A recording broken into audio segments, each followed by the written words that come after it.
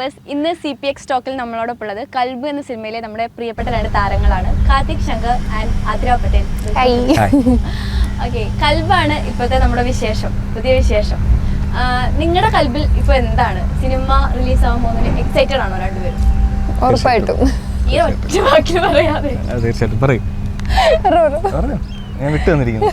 Thank you. ഇല്ല, ഉറപ്പായിട്ടും really excited. പടം റിലീസാകാൻ പോവാണ്, കുറച്ച് ദിവസം കൂടി ഉള്ളൂ. അപ്പോൾ അതിൻ്റെ എക്സൈറ്റ്മെൻ്റ് ഉണ്ട്. പ്രൊമോഷൻ പരിപാടികളൊക്കെ നടന്നുകൊണ്ടിരിക്കുന്നു. അപ്പോൾ അതിൻ്റെയും എല്ലാവരെയും വീണ്ടും ഷൂട്ടൊക്കെ കഴിഞ്ഞതിന് ശേഷം ഇപ്പോഴാണ് ഹോൾ ടീം വീണ്ടും ഒരുമിച്ച് കൂടുന്നത്. അതിൻ്റെ നല്ലോണം എക്സൈറ്റ്മെൻ്റ് ഉണ്ട്. തീർച്ചയായിട്ടും അതിൻ്റെ ഒരു കാരണം നമ്പർ വൈസ് ഇതെൻ്റെ 3ാമത്തെ പടമാണ്. പക്ഷേ തിയേറ്ററിൽ ഇറങ്ങാൻ പോകുന്നതും ഫസ്റ്റ് റിലീസ് ചെയ്യുന്നതും ഈ ചിത്രമാണ്. സോ അതുകൊണ്ട് തന്നെ ഫസ്റ്റ് ഫിലിമായിട്ട് തന്നെയാണ് നമ്മളപ്പോൾ അതിൻ്റെ ഒരു എക്സൈറ്റ്മെൻറ്റും കാര്യങ്ങളും എല്ലാം ഉണ്ട് തീർച്ചയായിട്ടും. പിന്നെ ഈ ഒരു ചിത്രത്തിൻ്റെ കഥയുടെ ഒപ്പം നമ്മളൊരു കുറേ വർഷം സഞ്ചരിച്ചിട്ടുണ്ട്. സായിദക്ക തന്നെ 2018 എന്നോട് ഈ കഥ പറയുന്നത്, 2018. അപ്പോൾ അത്രയും വർഷത്തെ അതിൻ്റെ മാറ്റങ്ങളൊക്കെ നമുക്കറിയാം. അപ്പോൾ ഇപ്പോൾ എഡിറ്റിംഗ് ടേബിളിൽ വരെ അത് ഭയങ്കരമായിട്ട് മാറിക്കൊണ്ടിരിക്കുകയാണ്. എഡിറ്റിംഗ് ടേബിളിൽ വരെ അത് മാറിക്കൊണ്ടിരിക്കുക. സോ അതെങ്ങനെയാണ് കാരണം ഓരോ ഇപ്പോൾ ഡബ്ബിങ് ഒക്കെ ചെയ്ത് ഇപ്പോൾ നമ്മൾ ഷൂട്ട് ചെയ്ത് നമ്മൾ ആ സ്പോട്ട് എഡിറ്റൊക്കെ കാണുമായിരുന്നു. അന്നേരം നമുക്കറിയാം ഇതിങ്ങനെയായിരിക്കും, സീൻ ഇങ്ങനെയായിരിക്കും. പക്ഷേ അത് നേരെ ഡബ്ബിങ്ങിൽ വന്നപ്പോൾ അത് മൊത്തത്തിൽ മാറി, വേറൊരു രീതിയിലായി. അപ്പോൾ ഇനിയും എന്നിട്ട് ഇൻ ബിറ്റ്വീൻ പ്രൊമോഷണൽ കാണുമ്പോൾ നമ്മൾ ഫസ്റ്റ് ഇങ്ങനെയാണത് വരുന്നത് എന്ന് പറയുമ്പോൾ അത് വേറൊരു ലെവലായല്ലോ എന്ന് പറയാം. അപ്പോൾ ആ ഒരു ഇതിന് വേണ്ടിയിട്ട് വെയിറ്റിംഗ് ആണ്. ഫൈനൽ ഔട്ട്പുട്ട് എന്തായിരിക്കാം, ഭയങ്കര ഓരോ ദിവസവും അത് അപ്ഡേറ്റഡ് ആയിക്കൊണ്ടിരിക്കുകയാണ്, നന്നായിക്കൊണ്ടിരിക്കുകയാണ്. അത് 2018 ഉണ്ടായിരുന്നു. അപ്പോൾ സിനിമയിൽ ഇങ്ങനെ ഇതിനിടയിൽ സജഷൻസ് കൊടുത്തിട്ടുണ്ടായിരുന്നു. തീർച്ചയായിട്ടും ഭയങ്കരമായിട്ടത് അതിക്കയുടെ ഒരു വലിയ ക്വാളിറ്റിയാണ്. കാരണം ചോദിക്കും, നിങ്ങൾക്ക് എന്തെങ്കിലും ഇത് ചെയ്യാൻ പറ്റുമെങ്കിൽ ചെയ്യടാ, നിങ്ങളെന്തെങ്കിലും ഇടാൻ പറ്റുമെങ്കിൽ ഇട്. എന്നിട്ട് ഭയങ്കരമായിട്ട് നമുക്ക് ഒരു സ്പേസ് തരുന്നു, അല്ലെങ്കിൽ ഒരു വാല്യൂ തരുന്നു എന്ന് പറയാൻ കാര്യം, ഈ ട്രെയിലർ കട്ട് ചെയ്യുമ്പോൾ, ചെറിയ ഫൈറ്റ് സീൻ കട്ട് ചെയ്യുമ്പോൾ, സോങ്ങിൻ്റെ ഒരു കട്ട് വരുമ്പോൾ എല്ലാം നമുക്ക് ഇട്ട് തരും. എനിക്ക് മാത്രമല്ല, ബാക്കി നമ്മുടെ ആക്ട് ചെയ്ത വളരെ കൈക്ക് ക്ലോസ് ആയിട്ടുള്ള നമുക്കെല്ലാം ഇട്ട് തരും. ഇട്ട് തന്നിട്ട് എങ്ങനെയുണ്ട്, അതും രാത്രി 1 മണിക്ക് 2 മണിക്കൊക്കെ ആയിരിക്കും വിളിച്ചിട്ട്, നീ ഇവിടെ ഉണ്ട്, 1 മണിക്ക് 2 മണിക്ക് വിളിച്ചിട്ട് എവിടെ ഉണ്ട്, അപ്പോൾ ഞാൻ വീട്ടിലാണ് അല്ലെങ്കിൽ ഇവിടെയാണ്, ഒരു സാധനം വാട്സപ്പ് ഇട്ടിട്ടുണ്ട്, വേഗം കണ്ടിട്ട് എങ്ങനെയുണ്ടെന്ന് പറ. അപ്പോൾ നമ്മളിങ്ങനെ കണ്ടിട്ട് അപ്പോൾ ചിലപ്പോൾ ഒരു ഫൈറ്റ് കട്ട് ചെയ്തതായിരിക്കും. അപ്പോൾ നമ്മൾ കണ്ടിട്ട് അഭിപ്രായം പറയും. ആ അഭിപ്രായത്തെ വളരെ പോസിറ്റീവായിട്ടാണ് എടുക്കുക. ഒരിക്കലും നമ്മൾ ഇത് പറയുമ്പം അതൊന്നും പറ്റത്തില്ല, അങ്ങനെയല്ല. ഇത് കണ്ടിട്ട് അങ്ങനെയാണല്ലേ, അത് ഞാൻ നോക്കട്ടെ, നമുക്ക് ചിലപ്പോൾ സെറ്റ് ചെയ്യാൻ പറ്റുമായിരിക്കും, അങ്ങനെ വളരെ ഹെൽത്തി ആയിട്ട് അതിനെ എടുക്കും. അത് വലിയൊരു ക്വാളിറ്റിയാണ്. അപ്പോൾ നമ്മുടെ സജഷൻസൊക്കെ ആ രീതിയിൽ തന്നെയൊക്കെ എടുത്തിട്ടുണ്ട്. കൽബ് എന്ന സിനിമ അതിരയിലേക്ക് വരുമ്പോൾ കൽബ് എന്ന സിനിമ അതിരുടെ ലൈഫിൽ എത്രത്തോളം ഇമ്പോർട്ടൻ്റ് ആണ്? കൽബ് വളരെയധികം ഇമ്പോർട്ടൻ്റ് ആണ്. എന്ന് വെച്ചിട്ടുണ്ടെങ്കിൽ കൽബ് എന്നുള്ള സിനിമ വളരെ ഇമ്പോർട്ടൻ്റ് ആണ്. Obviously very important. ഇനി അത് ഇംഗ്ലീഷിലൂടെ പറ. It's very important. ഓക്കേ, അല്ല, കൽബ് മൂവി എനിക്ക് ഇമ്പോർട്ടൻ്റ് ആണ്. ആ യൂണിവേഴ്സിന് പുറത്ത് വരൂ. ഓക്കെ, കൽബ് മൂവി എനിക്ക് കുറച്ച് ഇതുപോലെ ഫ്രണ്ട്സിനൊക്കെ തന്ന് നിന്നെ അടിക്കൂട്ടോ, ഇതുപോലെ കുറച്ച് ഫ്രണ്ട്സിനൊക്കെ തന്നു. ഇൻഡസ്ട്രിയിൽ നിന്ന് ഫ്രണ്ട്സ് ഉണ്ടാക്കുക എന്ന് പറയുന്നത് എനിക്ക് കുറച്ച് പേഴ്സണലി, ഞാൻ അങ്ങനെ കയറി ചെന്ന് ഫ്രണ്ട്സ് ഉണ്ടാക്കുന്ന ടൈപ്പ് ഓഫ് ആളല്ല. ചില ആൾക്കാരായിട്ട് അതെ, ഒന്ന് പറഞ്ഞോട്ടെ പ്ലീസ്. അപ്പോൾ അത് കാരണം തന്നെ ഈ ഗ്രൂപ്പായിട്ട് ചേർന്ന് ഇവരൊക്കെ ആയിട്ട് ഇത്രയും കമ്പനിയൊക്കെ ആയപ്പോൾ that made me really happy. അങ്ങനെ ഒരു ഗ്രൂപ്പ് ഓഫ് ഫ്രണ്ട്സിനെ കിട്ടുക എന്ന് പറയുന്ന സംഭവം.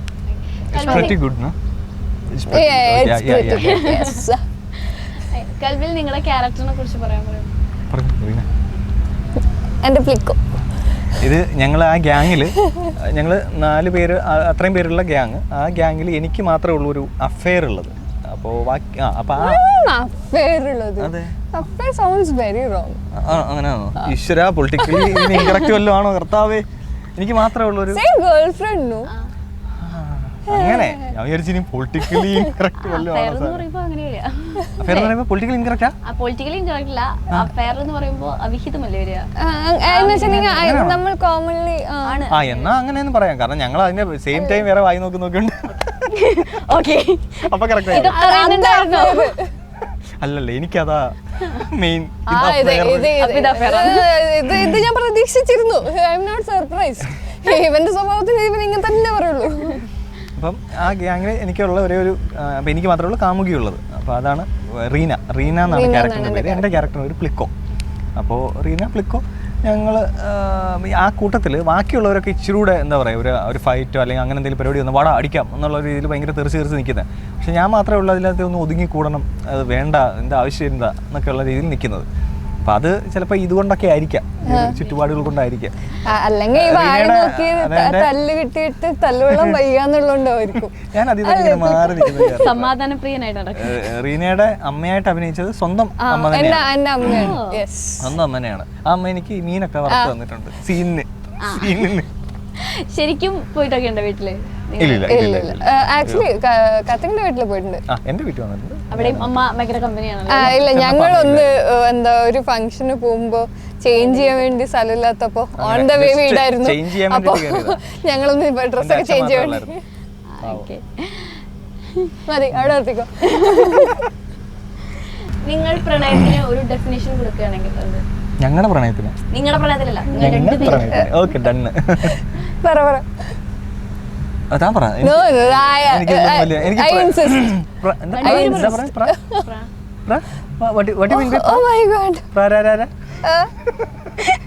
പ്രണയത്തിന് പ്രണയം means love, right? I don't know exactly what it is. Okay. എല്ലാവരും വിശ്വസിക്കും, അതുകൊണ്ട് കുഴപ്പമില്ല. പ്രണയത്തിന് അങ്ങനെ നമുക്ക് ഡിഫൈൻ ചെയ്യാൻ പറ്റത്തില്ല. ഓരോരുത്തരുടെ ഉള്ളിലെ പ്രണയം ഓരോ രീതിയിലാണ്. അപ്പോൾ എനിക്ക് പ്രണയം എന്ന് പറയുന്നൊരു കൺസെപ്റ്റ് എന്താണെന്ന് അത് എൻ്റെ മാത്രം ഇതായിരിക്കും, ഇദ്ദേഹത്തിൻ്റെ വ്യത്യസ്തമായിരിക്കും. അപ്പോൾ എൻ്റെ ഒരു ഡിഫൈനിങ് എന്ന് വെച്ച് കഴിഞ്ഞാൽ, ഇപ്പോൾ അത് ഓൾറെഡി നമ്മൾ ഒരുപാട് കേട്ടിട്ടുള്ള കാര്യമാണ്. ഇറ്റ്സ് ഓൾ അബൌട്ട് നല്ല ഒരു കമ്മ്യൂണിക്കേഷൻ ഉണ്ടാവുക. അതാണ് ഏറ്റവും വലിയ കാര്യം എന്ന് പറയുന്നത്. ഒരു നല്ല കമ്മ്യൂണിക്കേഷൻ ഉണ്ടാവുക. പ്രണയം എന്ന് പറയുമ്പോൾ അതെപ്പോഴും ട്രാൻസ്പെറൻ്റ് ആയിരിക്കണം. നമ്മൾ അങ്ങോട്ടും ഇങ്ങോട്ടും ഒരു ട്രാൻസ്പെറൻ്റ് ആയിരിക്കണം. ആ കമ്മ്യൂണിക്കേഷൻ ഉണ്ടാവണം. ഇതില്ലാത്തതാണ് പലരതും കുഴപ്പം. പിന്നെ ഈ ട്രാൻസ്പെറൻസി ഇല്ലാതെ വരുമ്പോഴുള്ള പ്രശ്നം എന്ന് വെച്ചാൽ, ഇപ്പോൾ ഞാൻ മുമ്പും പറഞ്ഞിട്ടുണ്ട്, ഇപ്പം ചില പ്രണയങ്ങളിൽ ഈ എന്തായാലും രണ്ടുപേര് രണ്ട് സ്വഭാവമുള്ള രണ്ട് രീതിയിൽ വളർന്ന ആളുകളായിരിക്കും. അപ്പോൾ അവർക്കൊന്ന് സിങ്ക് ആകാനായിട്ട് ചിലപ്പോൾ ഇറ്റ് ടേക്ക് ടൈം. ആൻഡ് ചില കാര്യങ്ങൾ അങ്ങോട്ടും ഇങ്ങോട്ടൊക്കെ ചിലപ്പോൾ ചിലർക്കൊന്ന് സിങ്ക് ആവാൻ വേണ്ടി ഒന്ന് അഡ്ജസ്റ്റ് ആവേണ്ടി വരുമായിരിക്കാം. പക്ഷേ അത് നമ്മളുടെ ക്യാരക്ടർ വിട്ടിട്ടോ അല്ലെങ്കിൽ നമ്മളല്ലാതായി മാറേണ്ട ഒരു അവസ്ഥയും ചിലപ്പോൾ ചില ബന്ധങ്ങളിൽ വരാറുണ്ട്. ചില ആളുകൾ, അതായത് ഓപ്പോസിറ്റ് ചെയ്യുന്ന ആളുകളുടെ ചില ആവശ്യങ്ങൾ. പക്ഷെ പലരും ചെയ്യുന്നതെന്ന് വെച്ച് കഴിഞ്ഞാൽ ആദ്യമൊക്കെ സമ്മതിച്ചു കൊടുക്കുകയും ആദ്യമൊക്കെ അതിനനുസരിച്ച് നിൽക്കുകയും പിന്നീട് പ്രേമത്തിൻ്റെയും പുതുമോടി എന്നൊക്കെ പറയില്ലേ, ആ ഒരു സമയത്ത് അതിനെ ആക്സെപ്റ്റ് ചെയ്യുകയും പിന്നീട് പോകെ അതൊരു ബേർഡനായിട്ട് മാറുകയും ചെയ്യാറുണ്ട്. അത് പാടില്ല. എന്തായാലും അതേ പറഞ്ഞ കമ്മ്യൂണിക്കേഷൻ എന്ന് പറഞ്ഞാൽ ബിഗിനിങ്ങിൽ തന്നെ അതെപ്പോൾ ഏതൊരു വിഷയത്തെ പറ്റിയിട്ടാണെങ്കിലും അത് പിന്നത്തേക്ക് വെക്കാതെ അപ്പം തന്നെ സോർട്ട് ചെയ്ത് അല്ലെങ്കിൽ ആ ഒരു കമ്മ്യൂണിക്കേഷൻ ട്രാൻസ്പെറൻ്റ് ആയിട്ട് നിൽക്കാനുള്ളൊരിത് അത് തുടക്കം തൊട്ടേ ഉണ്ടെങ്കിൽ അയാൾ അങ്ങനെയാണ്, അയാളിങ്ങനെയാണ്, അങ്ങനെ ഒരു കൺസെപ്റ്റ് വരും. ഇത് കുറേ സമ്മതിച്ചിട്ട് ഒരു പോയിന്റ് എത്തുമ്പോൾ നമുക്കിത് ബേർഡനായിട്ട് തോന്നിയിട്ട് ചേഞ്ച് ചെയ്യാൻ തുടങ്ങുമ്പോഴാണ് പ്രശ്നങ്ങൾ സ്റ്റാർട്ട് ചെയ്യുന്നത്. So it's all about communication and transparency. That's what I feel. വളരെ വാലിഡ് ആയിട്ടുള്ള പോയിന്റാണ് കാർത്തിക് പറഞ്ഞത്. ലവ് ആയിട്ടുള്ളൊരു, അതായത് boy friend girl friend or husband wife അങ്ങനത്തെ ഒരു റിലേഷൻഷിപ്പിലല്ലാണ്ട് എല്ലാ റിലേഷൻഷിപ്പിലും കമ്മ്യൂണിക്കേഷൻ എന്ന് പറയുന്നത് വളരെ ഇമ്പോർട്ടൻ്റ് ആണ് എന്ന് അതിഭീകരമായിട്ട് വിശ്വസിക്കുന്ന ഒരാളാണ് ഞാൻ. എന്താ ട്രൂത്ത്ഫുൾ ആയിട്ടിരിക്കുക, ഓണസ്റ്റ് ആയിട്ടിരിക്കുക എന്ന് പറയുന്ന സംഭവം പരമാവധി പാലിക്കാൻ ശ്രമിക്കുന്ന, എല്ലാവരും അങ്ങനെ ആയിരിക്കണം എന്ന് വിചാരിക്കുന്ന ഒരാളാണ്. ഐ നോ ഇറ്റ്സ് ഭയങ്കര ideal scenario, case of scenario ഒക്കെയാണ്, അങ്ങനെ നല്ല ഇതെന്നുള്ളത് അറിയാം. പക്ഷേ ആൻഡ് അതിൻ്റെ കൂട്ടത്തിൽ for me I am very എന്താ ഈ ഹോപ്പ്ലെസ് റൊമാൻറ്റിക് സാധനങ്ങൾ, അതായത് ഗ്രോയിങ് അപ്പ് ഒരു ഹൈസ്കൂൾ ടൈമിലൊക്കെ കുറേ സൂര്യൻ്റെയും ജയൻ രവിയുടെയും മണിരത്നം മൂവീസും സംഭവങ്ങളൊക്കെ കണ്ട് വളർന്ന കാരണം അതുപോലത്തെ പ്രണയത്തിനോടൊക്കെ ഭയങ്കര ഒരു അഡ്മിറേഷൻ എന്നിലേക്കാണോ ഓ അതുപോലെയൊക്കെ ആയിരിക്കണം നമ്മുടെ ജീവിതത്തിലും പ്രണയം എന്ന് പറഞ്ഞിട്ടുള്ള ആഗ്രഹമൊക്കെ നല്ലോണമുള്ള കൂട്ടത്തിലാണ്. റൊമാൻറ്റിക് മൂവി ഏതായിരുന്നു? അയ്യോ ഒരെണ്ണം പറയാൻ പറ്റില്ല, ഒരുപാടുണ്ട്, ഒരു പറയാൻ പറ്റില്ല. എന്നാലും പെട്ടെന്ന് ഓർക്കുമ്പോൾ കൽബ്. ഞാൻ പക്ഷെ പടം മൊത്തം കണ്ടിട്ടില്ല. കൽബല്ലാതെ ഇതായിരിക്കും. സ്ക്രിപ്റ്റ് അറിയാലോ, സ്ക്രിപ്റ്റ് അറിയാം. ഓക്കെ കൺമണി ഓക്കെ, ഭയങ്കര ഇഷ്ടമാണ്. അതിന് കാർത്തിക്കിലേക്ക് ഒരു ഷോർട്ട് ഫിലിം ഒക്കെ ഒരുപാട് ഷോർട്ട് ഫിലിമിലൂടെ എനിക്ക് തോന്നുന്നു സിനിമയിൽ അഭിനയിച്ച ആൾക്ക് കിട്ടുന്നേക്കാളും കൂടുതൽ ഭയങ്കര ഫെമിലിയർ ആണ് എല്ലായിടത്തും. ഒരു ആളെ ഫോട്ടോ അറിയാം എന്ന് പറയുന്ന ഒരാളാണ്. അപ്പോൾ ഒരു ഡയറക്ടറാണ്. ഇപ്പോൾ as A director, as an actor, ഏത് ലേബലിൽ അറിയപ്പെടാനാണ് കാർത്തിക്കിന് കൂടുതൽ ഇഷ്ടം? എനിക്ക് എൻ്റെ കരിയർ സ്റ്റാർട്ട് ചെയ്ത സമയത്ത്, അതായത് ഞാൻ ഷോർട്ട് ഫിലിംസ് ഒക്കെ ചെയ്യാൻ തുടങ്ങിയ സമയത്ത് ഡയറക്ഷൻ എന്നുള്ള സംഭവമായിരുന്നു മെയിനായിട്ടും നമ്മളത് ഡയറക്റ്റ് ചെയ്യുക. കാരണം അതിനൊരു അപ്രീസിയേഷൻ കിട്ടിയപ്പോൾ അതിൻ്റെ ഒരു രസം ഭയങ്കരമായിട്ട്, ഒരു സന്തോഷം ഭയങ്കരമായിരുന്നു. കാരണം നമ്മൾ എഴുതി എല്ലാം ചെയ്തൊരു സംഭവം അത് വേറൊരാൾ അഭിനയിച്ച് അങ്ങനെ ഒരു വലിയൊരു പാക്ഡായിട്ട് ഇത് വരുമ്പോൾ ആളുകൾ അതിനെ അപ്രീഷിയേറ്റ് ചെയ്തു. അതൊക്കെ ആ ഒരു ക്രിയേറ്റർ എന്നുള്ള രീതിയിലുള്ള ഒരു സന്തോഷം ഭയങ്കരമായിട്ട് അറിഞ്ഞിട്ടുണ്ട്. പക്ഷേ അതിനോടൊപ്പം തന്നെ അഭിനയം എന്ന് പറയുന്നത് അതിലെല്ലാം ഞാനും അഭിനയിച്ചിട്ടുണ്ട്. ഞാൻ ചെയ്ത വർക്കിലെല്ലാം ഞാനും അഭിനയിച്ചിട്ടുണ്ട്. ആ അഭിനയം നമ്മുടെ കൂടെ തന്നെ ഉണ്ട്. പക്ഷേ ഇപ്പോൾ ദൈവാനുഗ്രഹത്തിൽ എനിക്ക് കൂടുതൽ ഓപ്പർച്യൂണിറ്റീസ് വരുന്ന അഭിനയത്തിനാണ്. പക്ഷേ ഞാനത് ഭയങ്കരമായി എൻജോയ് ചെയ്യുന്നുണ്ട്, ഭയങ്കര സന്തോഷമുണ്ട്. അപ്പോൾ എനിക്ക് രണ്ടായിട്ടൊന്നും ഫീൽ ചെയ്തിട്ടില്ല. ക്രിയേറ്ററായിട്ടും ഞാൻ ആസ് എ ഡയറക്ടറായിട്ടും ഞാൻ ഹാപ്പിയാണ്. ഡയറക്ടറായിട്ടും ഡയറക്റ്റ് ചെയ്യുന്ന പടത്തിൻ്റെ ചർച്ചകളും കാര്യങ്ങളൊക്കെ പോകുന്നുണ്ട് ഇപ്പോൾ. പക്ഷേ ബാക്ക് ടു ബാക്ക് ഇപ്പോൾ പടങ്ങൾ വരുന്നത് ആക്ടിങ്ങിൻ്റെ ഇതാണ്. സോ അതിലാണ് ഇപ്പോൾ കൂടുതലും കോൺസെൻട്രേറ്റ് ചെയ്തിരിക്കുന്നത്, അഭിനയം. ഈ ഒരു ഡയറക്റ്റ് ചെയ്യാനുള്ള കഴിവ് ആക്ടിങ്ങിനെ ഹെൽപ്പ് ചെയ്തിട്ടുണ്ട്? ഡയറക്റ്റ് ചെയ്യാനുള്ള കഴിവ് ആക്ടിങ്ങിനെ അങ്ങോട്ടും ഇങ്ങോട്ടും അത് ഹെൽപ്പ് ചെയ്തിട്ടുണ്ട്. ചില കാര്യങ്ങളൊക്കെ നമ്മൾ ഒരു ഡയറക്ടർ പറയുമ്പോൾ നമുക്കത് പെട്ടെന്ന് മനസ്സിലാക്കാൻ പറ്റിയിട്ടുണ്ട്. ചിലപ്പോൾ ഇവിടെ നിന്ന് ഇങ്ങോട്ട് നടന്നു ഇങ്ങനെ എടുക്കുന്നത് എന്ന് പറഞ്ഞ് ചിലപ്പോൾ അങ്ങ് പോകും. അപ്പോൾ നമുക്ക് കുറച്ചുകൂടെ ഈ ഡയറക്ഷൻ സൈഡൊക്കെ അറിയാവുന്നതുകൊണ്ട് നമുക്ക് തൊട്ട് മുമ്പ് വെച്ച ആംഗിൾ ഇതായിരിക്കും, അപ്പോൾ ഇത് വെച്ചിട്ട് ഇങ്ങനെ ആയിരിക്കും കട്ട് ചെയ്യാൻ പോകുന്നത്. അങ്ങനെയൊക്കെ വെച്ചിട്ട് നമുക്കൊരു ഐഡിയ കിട്ടാറുണ്ട്. അങ്കമാലി ഡയറീസിൽ തുടങ്ങിയിട്ട് ഇപ്പോൾ കൽബിലെത്തി നിൽക്കുകയാണ്. ആസ് എൻ ആക്ട്രസ് ഒരു ലൈഫിൽ അവിടെ നിന്ന് മുതൽ ഈ ഒരു ജേർണിയിൽ എന്തൊക്കെ ചേഞ്ച് വന്നിട്ടുണ്ടായിരുന്നു ഈ ലൈഫിൽ, അല്ലെങ്കിൽ ആക്ടിങ്ങിലോ? ആക്ട്രസ് എന്ന നിലയിൽ എനിക്ക് പേഴ്സണലി ഫീൽ ചെയ്യുന്നത്, എനിക്ക് ഏറ്റവും കൂടുതൽ ചേഞ്ച് കൊണ്ടുവന്നത് സിനിമയെക്കാളുപരി ഹിഗ്വിറ്റ എന്ന് പറയുന്നൊരു നാടകം ഞാൻ ചെയ്തിരുന്നു. ആകെ ഒരു നാടകമാണ് ഞാൻ ചെയ്തിരുന്നത്, ഒരുപാട് നാടകമൊന്നും ചെയ്തിട്ടില്ല. പക്ഷേ ഹിഗ്വിറ്റ കുറച്ചധികം സ്റ്റേജസ് നമ്മൾ ചെയ്തിട്ടുണ്ടായിരുന്നു. ഡൽഹിയിൽ മെറ്റാ ഫെസ്റ്റിവലും NSTയിലും പിന്നെ ഇവിടെ എന്താണ് ബിനാലിയിലും പിന്നെ ഇൻ്റർനാഷണൽ തിയേറ്റർ ഫെസ്റ്റിവൽ തൃശ്ശൂർ നടന്നതും അങ്ങനത്തെ കുറച്ച് വലിയ സ്റ്റേജുകളും ചെറിയ സ്റ്റേജുകളുമായിട്ട് കുറച്ചധികം സ്റ്റേജുകൾ ഹിഗ്വിറ്റ എന്നുള്ള നാടകം നമ്മൾ ചെയ്തിട്ടുണ്ടായിരുന്നു. ഡയറക്ടർ ശശിധരൻ നടുവിലാണ്. NS മാധവൻ എഴുതിയൊരു ചെറിയ കഥ തന്നെ നമ്മളൊരു 1.5 hour നാടകമാക്കിയിട്ട് മാറ്റിയിട്ട് അതിൽ ലൂസി എന്നുള്ള കഥാപാത്രമാണ് ഞാൻ ചെയ്തത്.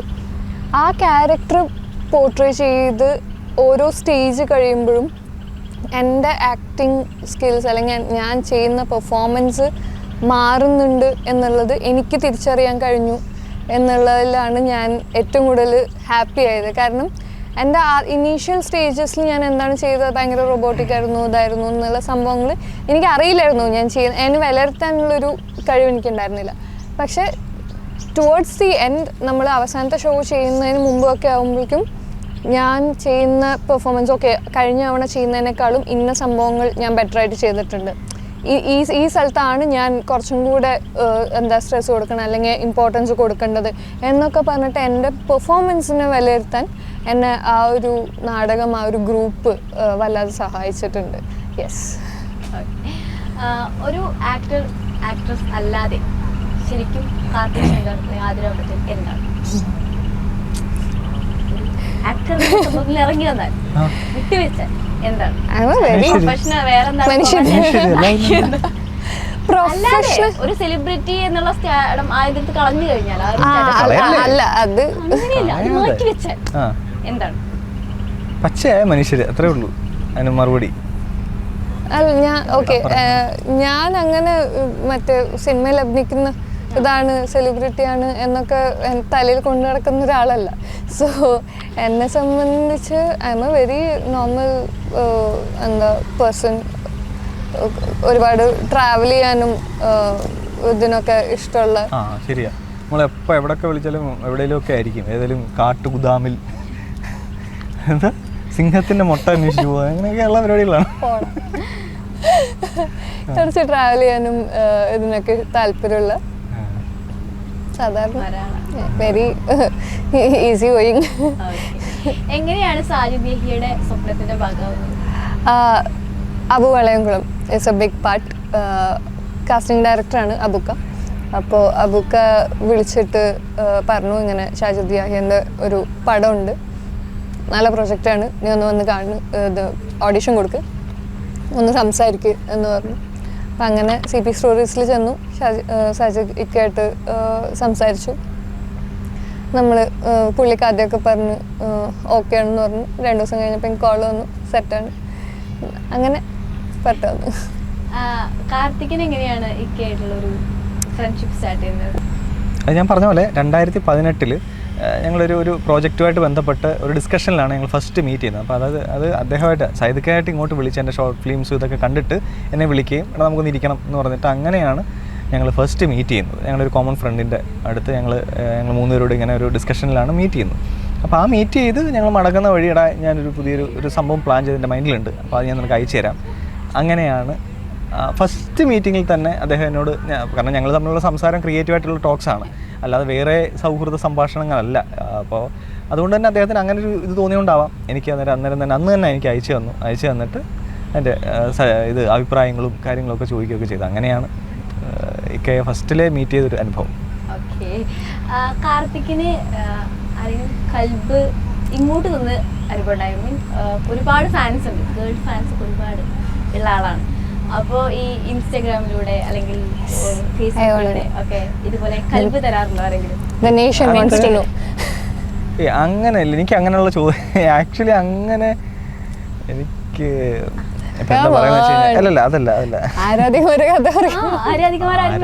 ഒരു വർക്ക് കണ്ട് ഓക്കെ നമ്മളോട് നമ്മുടെ ആ വർക്ക് അപ്രീഷിയേറ്റ് ചെയ്യാറുണ്ട്. അതിലെ ആ ക്യാരക്ടറിനോട് ചിലപ്പോൾ കുറച്ചുകൂടി ഒരു ഇതായിട്ട് തോന്നി, എനിക്ക് അങ്ങനത്തെ ഒക്കെ ഉള്ളൊരു ക്യാരക്ടർ നമ്മുടെ ലൈഫിലൊക്കെ ഉണ്ടായിരുന്നെങ്കിൽ എന്നൊക്കെ ഉള്ള കോൺവെർസേഷൻസ് ഒക്കെ നമ്മളിലേക്ക് വരാറുണ്ട്. അതിൽ കവിഞ്ഞിട്ടൊരു ഇത് കണ്ടിട്ട് ഉടനെ അങ്ങനെ അഭ്യർത്ഥന നടത്തുന്ന അങ്ങനെ ഇപ്പോൾ ഉള്ളവർ അങ്ങനെ ഉണ്ടോയെന്ന് എനിക്കറിയത്തില്ല, ഭയങ്കര കൂടുതലാണെന്ന് എനിക്കറിയത്തില്ല.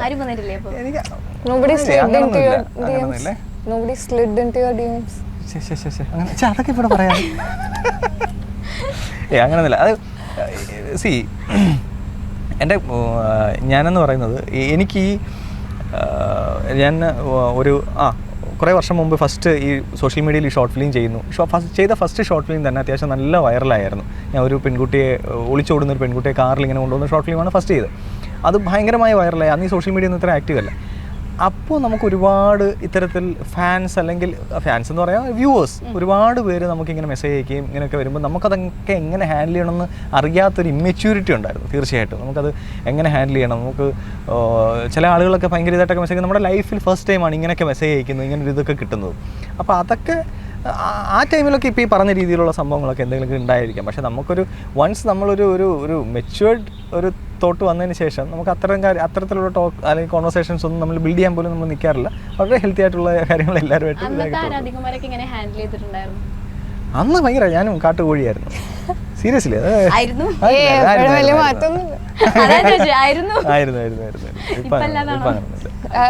ജർമ്മൻ പുള്ളിക്കാരനോട് ചോദിച്ചറിയോ?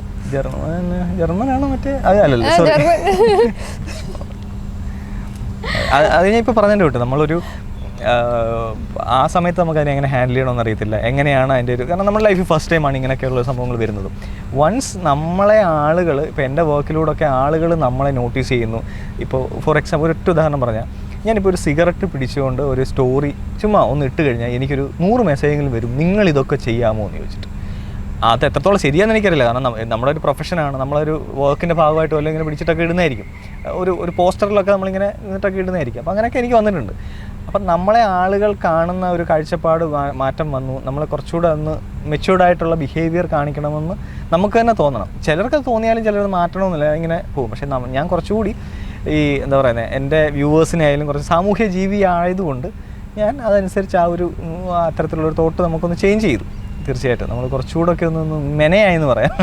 അങ്ങനെ ഒരു സിനിമ ചെയ്യാന്നുള്ളതിനുപരി നല്ല നല്ല ക്യാരക്ടറുകൾ ചെയ്യാന്നാണ് ഏതൊരു ആക്ട് ചെയ്യുന്ന ആളുടെ ആഗ്രഹം. അപ്പോൾ നമ്മൾ ചെയ്യുന്ന ഒരു കഥാപാത്രം ഏറ്റവും കൂടുതൽ പെർഫെക്റ്റ് ആക്കാൻ വേണ്ടി അതിനെന്തൊക്കെയാണ് ചെയ്യാറ്? ഞാൻ ഡയറക്ടേഴ്സിന് ഭയങ്കരമായിട്ട് റിലേ ചെയ്യുന്ന ഒരു ആക്ടറാണ്. ഐ മീൻ അവരുണ്ടാവും ഒരു ലൈക്കണു എന്തെങ്കിലും നമ്മൾ ചെയ്യുന്നത് ശരിയല്ല, അല്ലെങ്കിൽ അവരുദ്ദേശിക്കുന്നൊരു മീറ്ററിലേക്ക് നമ്മൾ എത്തുന്നില്ല എന്നുണ്ടെങ്കിൽ നമ്മൾ സപ്പോർട്ട് ചെയ്ത് എന്താണ് വേണ്ടത് എന്ന് പറഞ്ഞ് മനസ്സിലാക്കി തരാൻ അവരുണ്ടാവും എന്ന് വിശ്വസിച്ചിട്ടാണ് ഞാൻ സെറ്റിലേക്ക് പോകുന്നത്. അപ്പോൾ ഏറ്റവും കൂടുതൽ ആ ട്രസ്റ്റാണ് വിത്ത് ദ ഡയറക്ടർ. ഗൈഡ് ചെയ്യാനായിട്ട് ആൾക്കാരുണ്ടാവും എന്നുള്ള ട്രസ്റ്റാണ് ഞാൻ കീപ്പ് ചെയ്യുന്നത്. കാര്യങ്ങൾ ഇതൊക്കെ പറഞ്ഞാൽ പോലും ഇപ്പം ഇദ്ദേഹവും അമ്പി, നമ്മുടെ സിനിമയിലുള്ള അമ്പിയൊക്കെ ആണെങ്കിൽ ഇവർ നമ്മളെക്കാട്ടി സീനിയർ ആണല്ലോ ഇവർ. അപ്പം ഇവരൊക്കെ എന്ന് വെച്ചാൽ ഒരു സീനൊക്കെ കിട്ടും അല്ലെങ്കിൽ സീൻ ചെയ്യാൻ പോകുന്നതൊക്കെ പറയുമ്പോൾ ഭയങ്കര അതിനുവേണ്ടി ഇങ്ങനെയൊക്കെ നിന്ന് ഭയങ്കരമായിട്ട് നമ്മളവിടെ ഫോണൊക്കെ നോക്കി ഭയങ്കര ഇതായിട്ട് ആ ഷോട്ട് വാ വേണ്ടിട്ടുള്ളൊരിത് ഭയങ്കരമായിട്ട് ഞാൻ കാര്യമായിട്ട് പറഞ്ഞു. I understand. പക്ഷെ രണ്ടും രണ്ട് പ്രോസസ്സാണ്. I really admire how he does like എന്താ ഇപ്പോൾ ഒരു റീൽ എടുക്കാനാണ് നമുക്കൊരു 10 മിനിറ്റ് ഉണ്ട്, എന്നാൽ പിന്നെ പെട്ടെന്ന് റീൽ എടുത്തേക്കാം എന്ന് പറഞ്ഞ് ചെന്ന് അപ്പോഴേക്കും ക്യാമറ സംഭവങ്ങളൊക്കെ സെറ്റ് ചെയ്യുന്നു, അവിടെ ചെന്നിരിക്കുന്നു, ഇതാണ് ഒരു കോൺസെപ്റ്റ്, എന്താ ഡയലോഗ് എന്ന് വെച്ചാൽ പറഞ്ഞു എന്ന് പറഞ്ഞിട്ട് അവിടെ ഓൺ ദ സ്പോട്ട് ആ ഒരു 10 മിനിറ്റിൽ ഓക്കെ 30 സെക്കൻഡിൻ്റെ റീലാണെങ്കിലും ആ 10 മിനിറ്റ് കൊണ്ട് എല്ലാ സംഭവങ്ങളും സെറ്റ് ചെയ്ത് റീല് പല ആംഗിളിൽ സംഭവം എടുത്തിട്ട് പോയി കഴിഞ്ഞു. പിന്നെ അത് എഡിറ്റ് ചെയ്ത് റീല് അപ്ലോഡ് ചെയ്താൽ മതി. എനിക്ക് ആ സംഭവം ഭയങ്കര പാടാണ്. കാരണം എനിക്ക് കുറച്ച് സമയം വേണം. ഓക്കെ എന്താണ് ക്യാരക്ടർ, ഓക്കെ ഇന്നതാണ് ഡയലോഗ്സ്, ഇന്നതാണ് സിറ്റുവേഷൻ, അപ്പോൾ ഇങ്ങനെയായിരിക്കും എന്നൊക്കെ പറഞ്ഞിട്ട് കുറച്ചൊന്ന് ആലോചിക്കാൻ വേണ്ടിയിട്ട് സമയം വേണം. എന്നോട് ഈ സംഭവം പെടപെടയെന്ന് പറഞ്ഞിട്ട് അപ്പം പെട്ടെന്ന് കമ്മോൺ എനിക്ക് സമയമില്ല 10 മിനിറ്റിൽ നമുക്ക് തീർക്കണം എന്ന് പറഞ്ഞു കഴിഞ്ഞിട്ടുണ്ടെങ്കിൽ ഞാൻ കിടന്ന് ചക്രശ്വാസം പെട്ട് വെള്ളം കുടിക്കും. അപ്പോൾ രണ്ട് പ്രോസസ്സാണ്. എന്താ അതിന് കുറച്ചുകൂടി ഇരുത്തം ഉണ്ടാവും നമ്മൾ ആലോചിച്ച് കാര്യങ്ങൾ ചെയ്യുന്നതിന്. ഇല്ല അങ്ങനെ പറയാൻ പറ്റില്ല കേട്ടോ. ഞാൻ കാർത്തിക്കിന്റെ എന്താ ഒരു സീൻ മറ്റേ പോലീസ് സ്റ്റേഷനിലെ സംഭവം ഒരു ഇത് എന്താ സീൻ ഞാൻ ഇപ്പോൾ പറയുന്നില്ല. ആ സീനിൽ കാർത്തിക്കിന്റെ റിയാക്ഷൻസും സംഭവങ്ങളും ഒക്കെ കണ്ടിട്ട് ഞാൻ ആക്ച്വലി അവിടെ like oh my God this is beautiful. Like അങ്ങനത്തെ റിയാക്ഷൻ ഞാൻ പ്രതീക്ഷിക്കുന്നില്ല. കാരണം നമ്മുടെ കൂടെ ഈ കളിച്ച് ഇങ്ങനെ ഓരോ ചളിയൊക്കെ പറഞ്ഞ് നടക്കുന്ന ആളുകൾ നമ്മൾ കാണുന്നത്. പക്ഷെ ക്യാമറയുടെ മുമ്പിൽ ആക്ട് ചെയ്യാൻ ആക്ഷൻ പറഞ്ഞു കഴിയുമ്പോഴേക്കും ആള് ഭയങ്കര ഡിഫറെൻ്റ് ആവും. അപ്പോൾ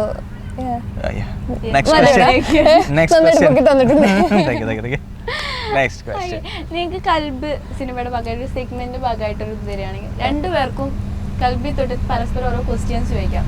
അങ്ങനെയാണെങ്കിൽ രണ്ടുപേരും ഒന്ന് ചോദിക്കാം. അങ്ങോട്ട് ഇപ്പൊ ചോദിക്കാം, ഇപ്പൊ തരാൻ പറയാം പരസ്പരം. നമുക്ക് അടുത്ത പ്രൊമോഷനില്ലേ പോണ്ടേ?